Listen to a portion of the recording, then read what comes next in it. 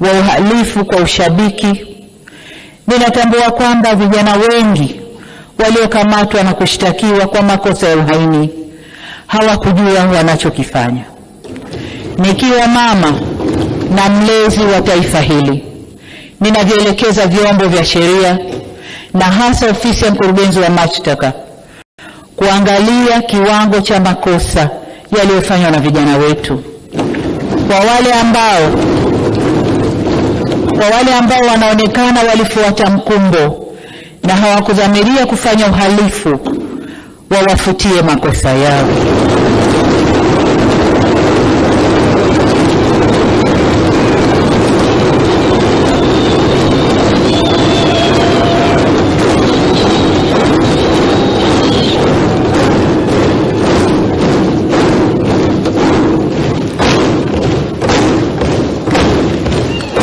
Asante waheshimiwa wabunge, nashukuru. Waheshimiwa wabunge, ukiangalia klipu zile za maandamano, unaona kabisa kuna vijana ambao waliingia kwa kufuata mkumbo. Wanaimba kwa kufuata ushabiki. Hawakuwa wanajua wanalolifanya. Kwa hiyo kama mlezi, kama mama, ndio maana naelekeza vyombo vya ulinzi na usalama, hasa ofisi ya DPP, kuchuja viwango vya makosa, na kwa wale waliofuata mkumbo basi waseme nao kisha wawaachie waende kwa wazazi wao.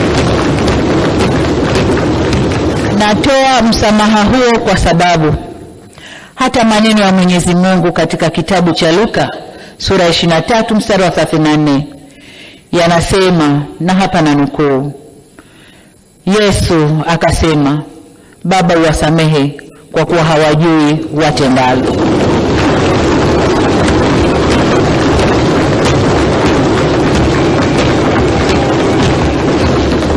Ndugu zangu wa Tanzania, tujifunze kutokana na mapito yetu. Hapana shaka kwamba Tanzania ni nchi inayofuata misingi ya kidemokrasia. Ila neno demokrasia kamili inaweza kutafsiriwa kwenye mitazamo tofauti. Haina formula moja. Kama taifa tunaendelea kujifunza na kujirekebisha. Hivyo basi sote kwa umoja wetu tunapaswa tuitumie fursa hii, tuendelee kujifunza, tujirekebishe na tukubaliane jinsi ya kuendesha nchi yetu kidemokrasia kwa kuzingatia tamaduni, mila na desturi zetu na sio za kuletewa. Kama tulivyoagizwa na ilani ya Chama cha Mapinduzi ya kipindi cha miaka 5 mwaka huu 2025 mpaka 30, moja ya hatua itakayotufikisha kwenye maelewano hayo ni marekebisho ya katiba yetu. Serikali imeahidi kuanza kulifanyia kazi suala la mabadiliko ya katiba ndani ya siku 100 za muhula wa pili wa awamu ya 6 kwa kuanza na tume ya usuluhishi na maelewano. Mheshimiwa Spika, tunapozungumzia umoja wa kitaifa, tunaongozwa na uwepo wa tunu ya muungano wetu. Hivyo basi, kuhudumisha, kuimarisha na kuenzi muungano wetu kutaendelea kuwa kipaumbele cha serikali tunayoiunda. Tutaendelea kuchukua hatua madhubuti kuhakikisha tunatatua changamoto za muungano kila zinapojitokeza. Mheshimiwa Spika, serikali ya awamu ya 6 iliendeleza tulioanza katika awamu ya 5, na hivyo kauli mbiu yake ilikuwa kazi iendelee. Ninyi ni mashahidi, waheshimiwa wabunge, kuwa kazi iliendelezwa na mengi yalikamilishwa. Kama nilivyoeleza katika hotuba ya kufunga bunge la 12 la Jamhuri ya Muungano wa Tanzania tarehe 27 Juni mwaka huu 2025. Niwahakikishie katika miaka 5 ijayo tutalinda na kuendeleza mafanikio haya pamoja na kuleta mafanikio mengine na makubwa zaidi.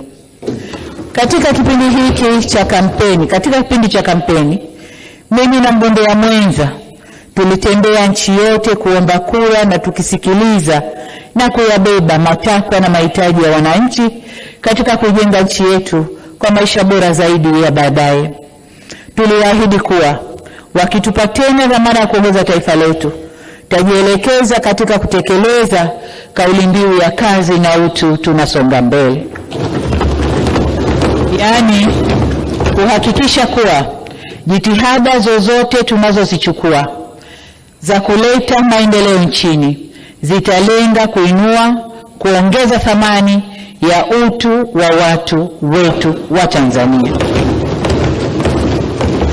Hakika tulisikiliza na kuelewa matamanio ya wananchi ya kupata serikali inayoshughulikia changamoto zao kama vile suala la gharama za maisha, kuongeza fursa za kazi na ajira ili waweze kujiendeleza kiuchumi na kuimarisha ustawi wa jamii zetu.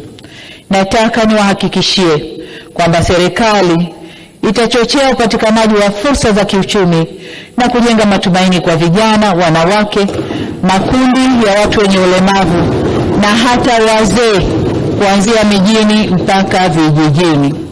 Mheshimiwa Spika, na masuala ambayo niliahidi wananchi kuwa tutaanza kuyafanyia kazi ndani ya siku 100 za mwanzo za kazi.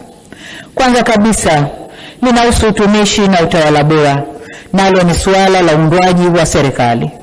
Niliahidi wananchi kuwa serikali nitakayoiunda itawajibika na kuendelea na mageuzi ya sera zinazogusa maslahi na ustawi wa maisha ya wananchi moja kwa moja. Hivyo basi ni lazima viongozi wa serikali kwa ngazi zote, kuanzia mawaziri hadi maafisa tarafa, wawe karibu na wananchi ili kuweza kufahamu changamoto zao na kuwajibika kwao. Kwa kuwa ahadi tulizozitoa ni nyingi, matamanio ni mengi, matarajio ni makubwa na muda wa kuyatimiza haya ni mchache, tutaongeza kasi ya utekelezaji wa mipango ya serikali ili tuweze kufikia malengo tuliyojiwekea.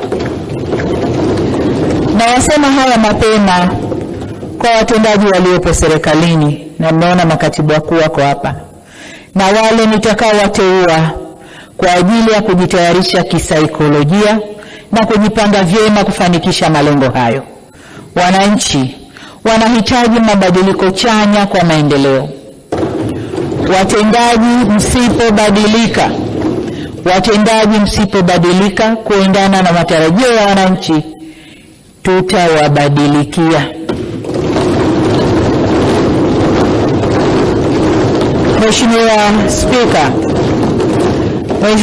Mheshimiwa Spika, katika hotuba ya kufunga kampeni tarehe 28 mwezi wa 8 2025 nilitaja mambo ambayo serikali ingeanza nayo ndani ya hizo siku 100.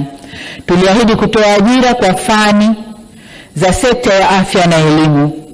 Leo ikiwa ni siku ya 12 tangu muhula huu wa pili wa awamu ya 6 uanze, tayari tumeshatangaza nafasi za ajira 7,000 za walimu na nafasi za ajira 5,000 za watumishi wa sekta ya afya.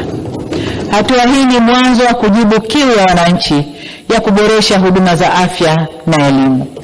Katika hatua nyingine, tunajiandaa kuanza kwa majaribio bima ya afya kwa wote. Serikali itakuja kwenu waheshimiwa wabunge na mapendekezo ya namna ya kufanikisha majaribio hayo. Na niwaombe muyaunge mkono mapendekezo hayo ambayo yatakuwa mwanzo wa mageuzi katika upatikanaji wa huduma bora za afya kwa watu wote nchini.